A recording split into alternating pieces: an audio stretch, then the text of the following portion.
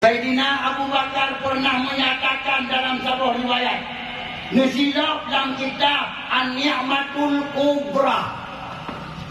Ngejauh kitab An-Ni'matul Kubra karangan Syekh Ibnu Hajar Al-Haytami. Nang kitab antang kebetulan An-Ni'matul Kubra. Bahkan kebetulan An-Ni'matul Kubra karena dalam kitabnya diriwayatkan mulai dari Nur Nabi Muhammad sampai Hudib Nabi Muhammad sampai wafat Nabi Muhammad sampai syafaat Nabi Muhammad di akhir. Masya Allah. Pegang oleh Sayyidina Abu Bakar. Nekelenang oleh Sayyidina Abu Bakar. Man amfaqa dirhaman fi Maulidin Nabi sallallahu alaihi ta'zimi Maulidin Nabi sallallahu alaihi wasallam kana rafiqi fil jannah. Yang kena Sayyidina Abu Bakar. Bermakna si orang kasau yang tembi nafkah, yang tem nafkahkan si dirham pen. Bak peraya urang lahir Nabi Muhammad, orangnya rakanun dalam surga. Masya Allah. Hai. Nahawa sabuh surga dengan Sayyidina Abu Bakar.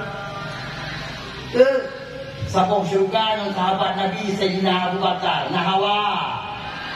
Hawa dia kameng dengar. Sia kameng purayu. Betampi tok. Sabuh mana? Ya maaf. Itu sebenarnya aku buka, tapi karena aku nak kejelas, makanya aku jelas lagi. Payah aku buka. Kahai. Baik sampai kanduri mulut, pulah bu di monggoh pulah. Ciploh bawah pulah paling le. Boh lampan reprok. Ikat tumon dengan plastik, lam kantong plastik. Kena. Boh lampan reprok, gigi melata. Kenapa dia?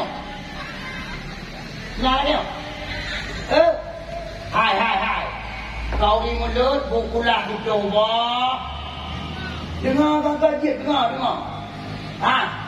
Boh tumon dalam plastik, ikan yang karet. Boh dalam kantong umpan reprok. Yang gigi melata.